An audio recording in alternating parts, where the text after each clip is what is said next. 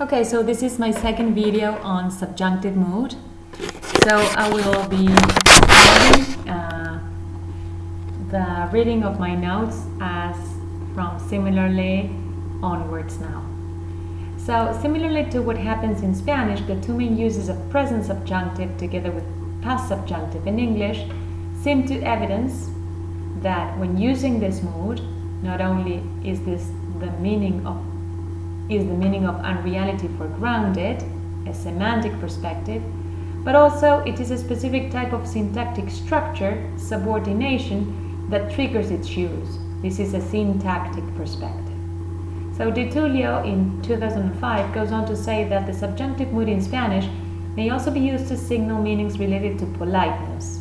So there's even the addition of a pragmatic perspective. For example, exemplified in the sentence quisiera pedirle un favor. This quisiera, an instance of imperfecto subjuntivo, is employed for the denotation of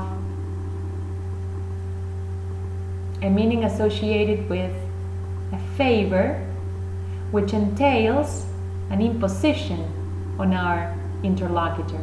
So we want to diminish the effect of this imposition by sounding more polite than if we used an imperative form, such as abrí la puerta directamente. So Di Tullio highlights, however, that the notions of irreality or lack of reality, unreality, or different degrees of eventuality are not necessarily always associated with the use of subjunctive mood in Spanish. Because we can have seguramente el tren llegue a las 3. Right? So in seguramente, the employment of this adverb is indicating that we have a high degree of certainty. However, we see a form showing subjunctive mood here, present subjunctive, right? And in contrast we have tal vez el tren llega a las 3, which is showing the employment of an adverbial realized by means of tal vez, you see? But although the degree of certainty is not high, we have the use of an indicative verb, llega, right? So this is to say we cannot only associate subjunctive with hypothetical meanings and indicative with factual meanings, because here we see that the meanings are in exactly the opposite mood from what this definition determines. Here we have a high degree of certainty and the use of a subjunctive form, and here we have a lower degree of certainty and the use of an indicative form. At the same time, similar meanings are conveyed sometimes obligatorily in indicative mood when the main verb selects a verb in such mood. So a verb such as conjeturo, supongo, sospecho selects for indicative in the subordinate clause, que Luis lo dijo a propósito, versus me indigna, a verb that indicates that, affectation of some sort on the part of the speaker, que Luis lo haya dicho a propósito, right? So this specific type of predicate triggers the employment of subjunctive mood in the subordinate clause, although what is expressed through the subordinate clause is a fact. Why? Because there is a specific predicate, indignarse, that selects for subjunctive mood and not indicative. So therefore, the modal opposition indicative mood versus subjunctive mood in Spanish, which is, as explained by Di Tullio, the basic one in the Spanish verb conjugation, includes different phenomena that require the three perspectives mentioned above: semantic perspective, syntactic perspective, and pragmatic perspective for their analysis. From a syntactic perspective, Didulio states that the very etymology of the name subjuntivo signals that this mood appears most frequently in subordinate clauses. She explains that there exist three elements that trigger the use of subjunctive mood in Spanish: the type of predicate, verbs or words from other classes, the subordinating elements, prepositions or conjunctions, and negation. Regarding A, the type of predicate, predicates expressing volition, influence of one person over another, and doubt, rigen, use subjunctive verbs. Margarita quiere u ordena que la pases a buscar. Dudo o es posible, as examples of predicates that express doubt, que la pase a buscar por el trabajo. With predicates expressing emotions, such as, which was the sentence, me indigna que Luis lo haya dicho a propósito, which presuppose the truth of the subordinate clause, as we discussed before. Me indigna que Luis lo haya dicho presupone que Luis lo dijo. So, with predicates expressing emotions, which presuppose the truth of the subordinate clause, the subjunctive is explained not for its factual value, but for the fact that the event denoted by the subordinate clause is not questioned, is taken as shared information, presupposed, information. Me alegra es una suerte que la pases a buscar por el trabajo is an example of such situation. Predicates other than verbs trigger the use of the subjunctive as well. Deseosa de que la pases a buscar, la alegría de que la pases a buscar. In turn, Zorrilla explains that subjunctive verbs are used, Zorrilla 2004, that is, this is a different source from Ditulio's book, explains that subjunctive verbs are used when the verb in the main glossary expresses duda, posibilidad, necesidad, deseo, temor, o ignorancia. So these are predicates that express volition, influence of one person over another, or doubt in Ditulio's terms. With respect to B was subordinating elements such as prepositions or conjunctions that trigger the employment of subjunctive mood. Subordinantes such as the following trigger the subjunctive. Lo dice para que la pases a buscar. La paso a buscar sin que me lo pida. Antes de que la pases a buscar.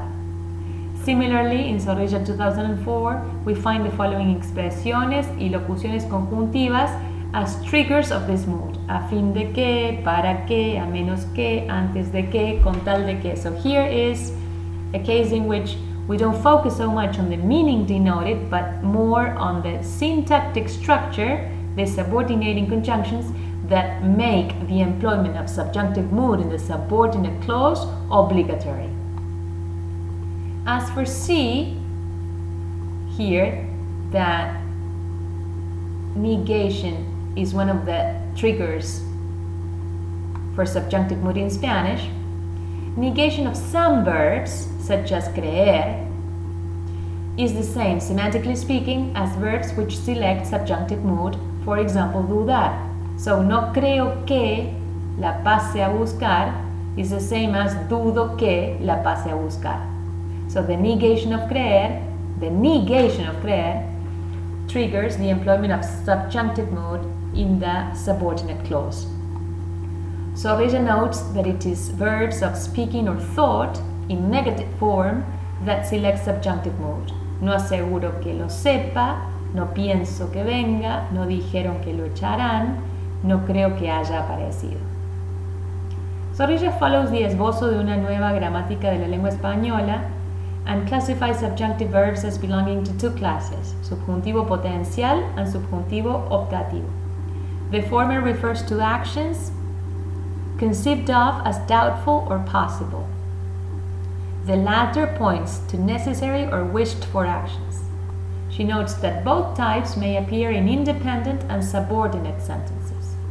So, potencial en oraciones independientes con el empleo, por ejemplo, de adverbios como acaso estudien en el mismo colegio, quizás lo cuenten, another adverb, tal vez se haya arrepentido, tal vez another adverb, right? Todos estos casos se pueden reemplazar por el indicativo. So the employment of the subjunctive is then adding a layer of meaning that is different from what is indicated by means of indicative forms. Potencial en oraciones subordinadas, con verbos de duda o desconocimiento, ignoraban que hubiesen inaugurado el negocio, con verbos de temor y emoción, teme que lo descubran, con verbos de posibilidad, era imposible que Daniel supiera tanto. Optativo en oraciones independientes, with interjecciones como ojalá o la conjunción subordinante que, empleada como índice de actitud, según Zorrilla. Entonces, ojalá venga tu hermano o que su madre se mejore, como una forma que expresa deseo. Alright? Y optativo en oraciones subordinadas con verbos de voluntad, por ejemplo, los que indican mandato, ruego, permiso, anuencia, consejo, deseo, encargo y sus contrarios, prohibición, oposición, contrariedad, indeseo, repulsa. Queremos que busques a tu amigo, prohibieron que lo denunciara. O con verbos de necesidad objetiva, conviene que impere la cordura, importa que el mundo encuentre paz. Okay. Let me make a pause. Okay, we continue here. It is important to know that, as explained by Said 1997, the term mood in semantics also applies to changes in verbal morphology associated with the different social functions or speech acts that a speaker may intend. Compare this with the pragmatic perspective referred to by Vitulio regarding the use of the subjunctive mood in Spanish, for example, in quisiera pedirle un favor, right? For example, a speaker may intend a sentence as a statement, a question, a command, or a wish. Depending on the language, these different functions may be marked by different word orders or special intonation tunes. Some languages mark this information by particular verb forms, like some subjunctive tenses in Spanish. For example, ojalá vengas, expression of a wish by means of an interjection, operador modal, also called operador modal, plus verb in subjunctive mood. ¿Quién lo hubiera dicho? Expression of amazement, of surprise, by means of a WH pronoun, plus verb in subjunctive mood. Si yo tuviera dinero, expression of a wish by means of the subordinating conjunction si plus the verb in subjunctive mood. Zorrilla explains that we find instances of subjunctive verbs with attitudinal indices such as ojalá, una interjección, acaso, un adverbio, quizá, otro adverbio, sí, un subordinante, que, otro subordinante, tal vez, adverbio. Marta Marín 2008 speaks of adverbios o locuciones adverbiales, tal vez, quizá, a lo mejor, la interjección ojalá, and probablemente. Regarding the expression of a strong wish in English, like the formulaic expressions above, Biber, Conrad, and Leach explain that clauses with inversion opening with the auxiliary may also express a strong wish. May God forgive you is one example. Note, however, that this use of may is not subjunctive in English. Similarly, Celsi-Mursi and Larsen-Freeman 1999 point to imperative-like sentences that make use of let, which is not inclusive, contains no us, it's not let us do it, but contains no us, as the kind of proclamation that only a deity, a sovereign, or an authority figure is allowed to make. That is, the mere fact that such a power or authority would utter the proclamation ensures that what is said will occur. Let there be light, right? Que haya luz. Employing que as an índice de actitud, haya presente subjuntivo for the expression of a wish. The expression of a wish is a realm that may be associated with root modality, but also with shades of epistemic modality. It is like, an area that may be considered borderline between the two modal meanings that we tend to associate with modal verbs, modal verb forms. Now, those constructions beginning with may in English, in which the fronting of the modal may marks it as an expression of wish, may be employed to translate Spanish sentences in present subjunctive mood. For example, may you have a happy life, que tengas una vida feliz. In a similar manner, let can be used in imperative-like sentences called open-let imperative sentences to translate instances of Spanish subjunctive. Open-let imperatives are usually associated with the proclamations that only a deity, a sovereign, or an authority figure makes. For instance, let anyone who thinks they can do better take over. Maybe the translation of que asuma cualquier persona que piense que puede hacerlo mejor, que asuma. In turn, open-let imperatives can be paraphrased by means of deontic should in English. Anyone who thinks they can do better should take over. This should here is deontic because it is associated with the meaning of, an entity having an impact on another entity's actions, which would be the translation of the same Spanish sentence above. At the same time, sentences in present subjunctive in Spanish may be translated by means of English constructions using let plus us, an inclusive imperative, as in, let's not watch TV any longer. No veamos más televisión. Finally, putative should, part of epistemic modality, so when should is putative, it is always associated with an epistemic meaning, which involves human judgment of what is or is not likely to happen, may be used to translate a Spanish sentence in preterite subjunctive, as in, she demanded that we should show our IDs, exigió que mostráramos, imperfecto subjuntivo, nuestros documentos.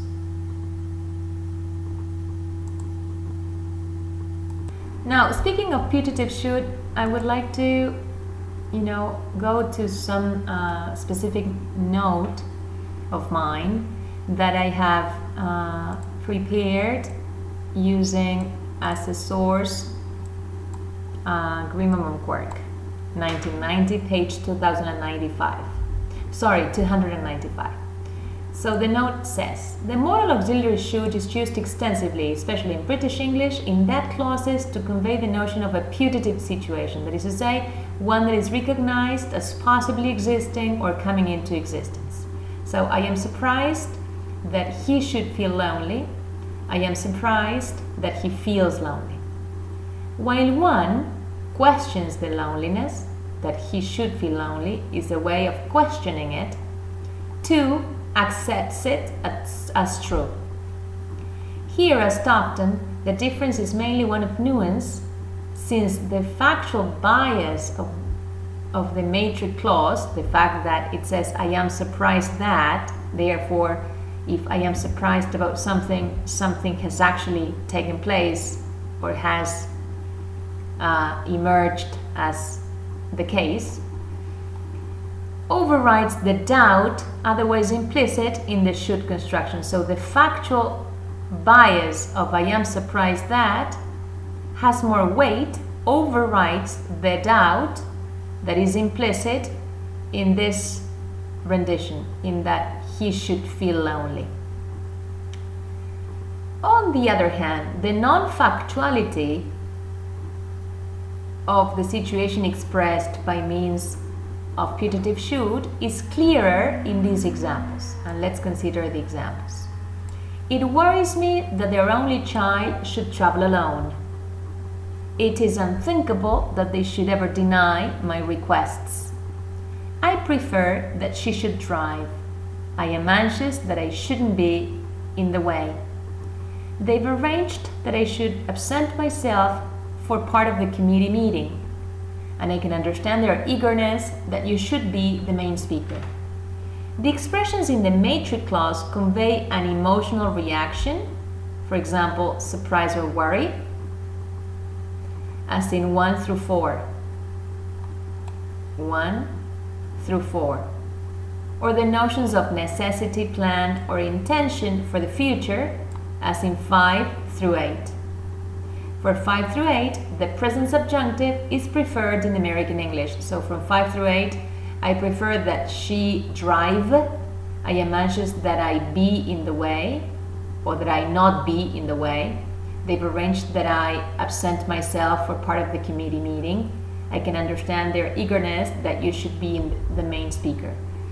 That you be the main speaker would be the preferred option in American English. So what the point here is that all the clauses, the subordinate clauses that contain should here are instances of a modal auxiliary verb that helps represent a situation as possibly coming into existence.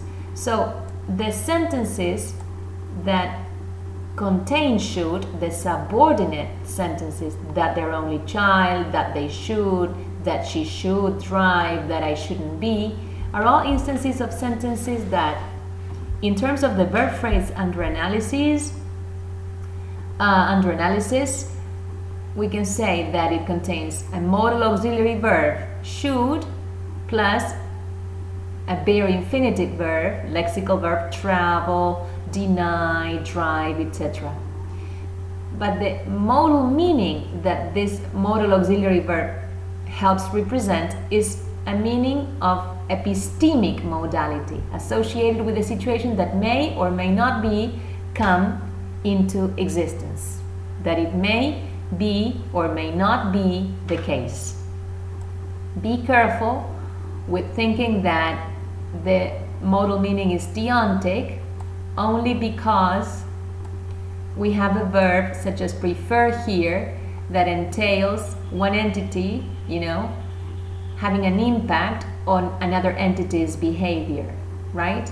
The determination of the modal meaning is in consideration of the subordinate clause only. All right? And in connection somehow, I am interested in sharing with you here a section about subjunctive Spanish, which is based on a paper by Castañeda Castro, a Spanish author, a paper that he wrote in 2004. So let me find the place that I would like to share with you, the place in the paper, and get back to you in a minute. Okay, so here's the section that I wanted to read out to you in terms of subjuntivo e irrealidad. La aproximación esbozada permite dar cuenta de los valores concretos de los que se reviste el subjuntivo. El contenido proposicional que se presenta en subjuntivo queda en suspenso desde el punto de vista discursivo. Sindicativo y condicionado. Condicionado aquí debe entenderse como condicional.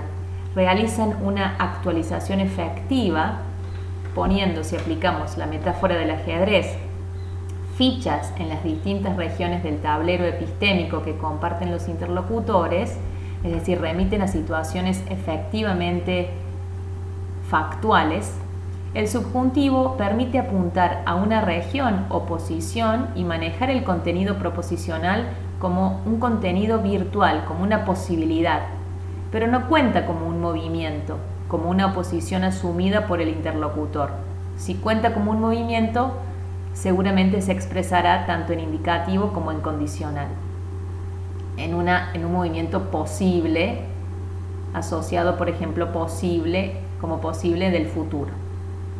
Es como si cogiéramos una ficha, la idea de un proceso especificado en ciertos aspectos, y probáramos a colocarla en alguna nueva posición, esto con el subjuntivo, por ejemplo, para presentarnos mejor sus eventuales consecuencias, pero sin llegar a soltarla y sin pulsar el cronómetro. Esto, de nuevo, sirviéndose de la metáfora del ajedrez. Ello nos permite mencionar o aludir a contenidos proposicionales sin hacernos responsables de su actualización, de su efectiva realización. De ahí que el subjuntivo aparezca en contextos que tienen en común la falta de asunción declarativa, la falta de aserción por parte del hablante. Precisamente la capacidad declarativa es lo que permite que los modos indicativos y condicionados sean distinguidos del subjuntivo. Es importante aclarar dos aspectos en relación con esta aproximación al subjuntivo. En primer lugar, el subjuntivo no debe confundirse con la negación de la realidad. El carácter de irreal o virtual del modo subjuntivo es aceptable solo en la medida en que se entienda como ausencia de compromiso sobre la correspondencia con la realidad del contenido predicativo. Es por eso que estamos en el terreno de la modalidad, de lo que el hablante, cuánto se compromete el hablante respecto de lo que dice. Al emplear subjuntivo, en ciertas estructuras se puede manifestar una ausencia de compromiso sobre la correspondencia con la realidad respecto de lo que dice, pero esto no significa la negación de esa correspondencia o la negación de esa realidad. Simplemente el subjuntivo no tiene en cuenta el valor de verdad de los contenidos predicativos, es decir, de los verbos expresados en ese modo. Eso explica la posibilidad de que usemos subjuntivo para hacer mención de contenidos predicativos, predicados, verbos, que damos por supuestos y sobre los que queremos hacer algún tipo de valoración. Me gusta que me haga cumplidos. Esta oración, que me haga cumplidos subordinada, denota un hecho real. Alguien le hace cumplidos a otra persona. No es que acá se está negando la realidad, ¿sí?, con el subjuntivo, sino que se la deja en suspenso, se la presenta de forma virtual. Bien, y en esta parte, en la oración principal, se evidencia la posibilidad de emitir un tipo de valoración respecto de esta situación denotada por el subjuntivo.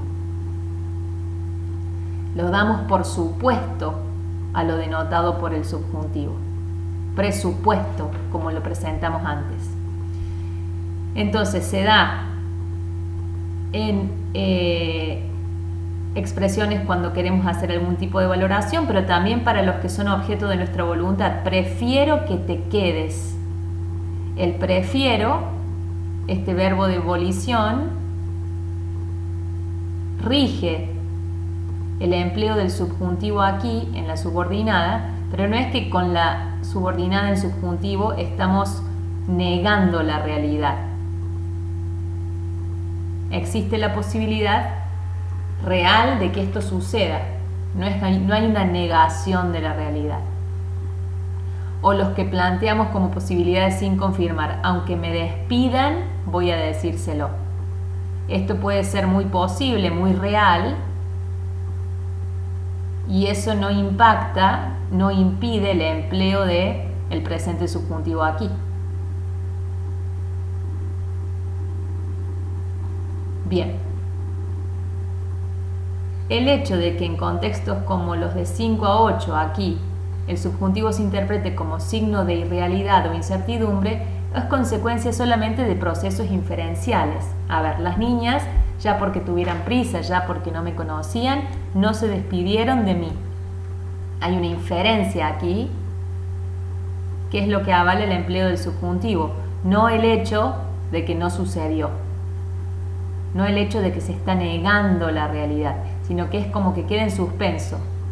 Es como que imaginamos cómo moveríamos una ficha del ajedrez de modo virtual para ver las posibles consecuencias de ese movimiento, pero no hacemos factualmente el movimiento. Por eso el subjuntivo no debe confundirse con la negación de la realidad.